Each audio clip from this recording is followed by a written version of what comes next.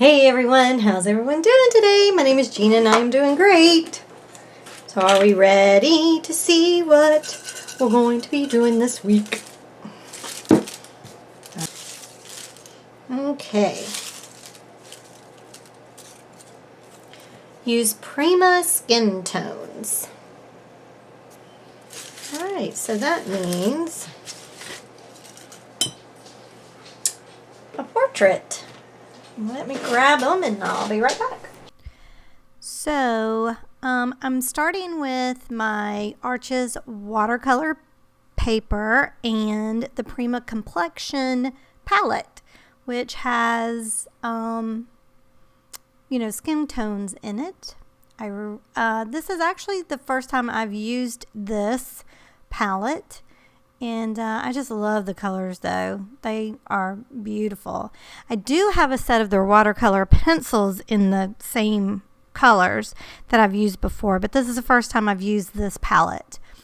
So I have a 2B pencil because I didn't want it to be too dark when I did the sketch of my portrait that I'm going to do. And it's been quite a while, actually, since I've done a portrait. Probably since Inktober, really. I think. I don't know. It's been a while. Inktober just did it with me that I kind of haven't drawn much since Inktober. So I need to get back in practicing actually drawing and watercolor. I used to do it every day, and it's been a while, but I have been working on other things. So, and watercoloring is kind of involved in some of the stuff I've been working on for my Etsy store. I know I keep mentioning it, but it will be coming. I don't know when, but soon, hopefully. I had the hardest time with her mouth. I don't know what it was about just doing a mouth. This time it just didn't seem right. It seemed, I was like, oh my gosh, I've forgotten actually how to do a mouth. I don't get it. And so it took me, as you can see, quite a while to figure out how to do her mouth. But I finally got it down and really liked it once I could remember how to do it. So, but you see, that's why I'm just struggling with the mouth there quite a bit. So, but when you struggle with something, the best thing to do is to move on to something else. And so I'm like, okay, let's just move on up to the eyes. And I kind of wanted her looking over to the side a little bit, but I don't know if that quite turns out the way that it looks. But I'm, like I said, it's been a while since I've done a portrait here. And once I got finished, I was like, I don't think I'm going to put any ears on her.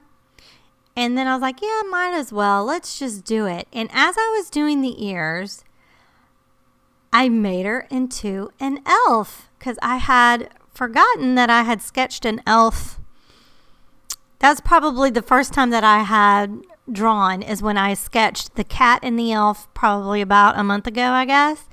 And so I was like, I'm going to go ahead and turn her into an elf. And so that is what I did. So that was a happy little thing that occurred when I decided to actually put ears on her, because normally I don't put ears on because I put the hair like where the ears would be, like over the ears. So I usually don't draw ears when I do portraits, but I'm glad that I went ahead and decided to do it because it was a happy little accident, as Bob Ross says. So because she's an elf, I made her like a little crown that's going to have a few little flowers and leaves on it, because elves live in the forest. And so once I was happy with the way that it was sketched out, I went ahead and took my kneaded eraser. I always use kneaded erasers when I work especially on watercolor paper because I don't want to mar up the paper. So it's just easier to use the kneaded eraser to kind of erase. But I didn't want the whole thing to be erased because, you know, I needed it as a road map. So I just took the eraser, as you saw, and kind of just rolled over. That's a trick I learned from drawing with waffles. So I'm digging through my brushes to find my 0 brush in the Princeton Snap. So I'm going to use a size 2, a size 0, and a size 6. And I'm just deciding now which colors do I want to use for her skin tone. And I went with the more medium color, I guess you would say. And I just started painting. Now when I do my watercolor painting for faces, I start with the lighter color first, and I used quite a bit of water. And actually, I probably should have used a size 6 brush to do this. It would have been a lot easier on me if I would have done that. So, but I use the lighter color first to put down as a base, and then the medium color I use to kind of do the contouring of the jawline and the neck, the chin, so that you can see. And as you see, I'm putting the base on just around everywhere that, of course, skin is going to be. And then I use the darker color at the very end to do more shadow work. I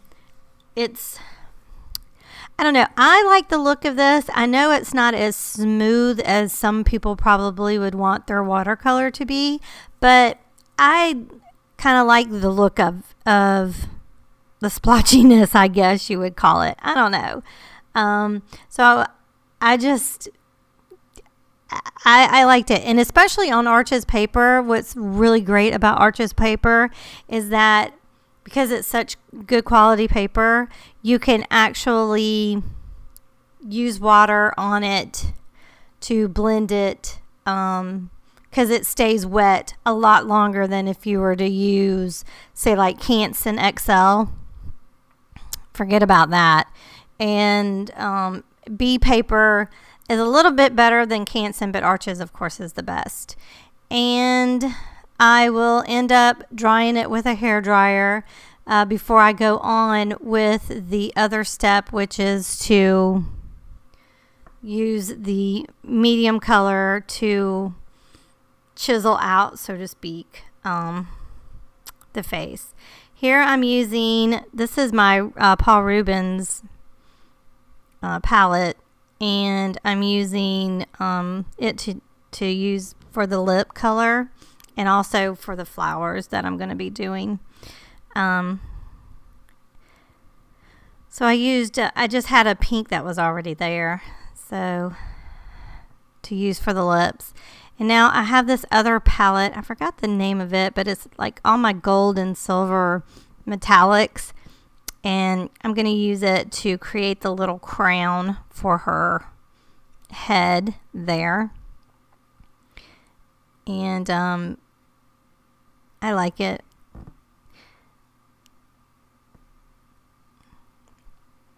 And now, as you see, this is the darker color. This is not the medium color. This is actually the darkest color. So I'm using it to kind of go around and just use the water, as you saw there, just to kind of blend it out. Just the watercolor is so splotchy up at the forehead, isn't it? But in the end, I think it ends up looking cute. So there's really not much to tell. I mean, when you do the lips, you put the darker color. So I already had darker color mixed there to put for the top lips. And now I'm going in and creating the flowers that are going to go on her crown there. They're just little doodle flowers, you know. You know how I like to do my flowers, where you can't even really tell what they are. You just know that they're flowers. And so I'm just using the green that's already on my palette mixed and creating the leaves there to go on her crown.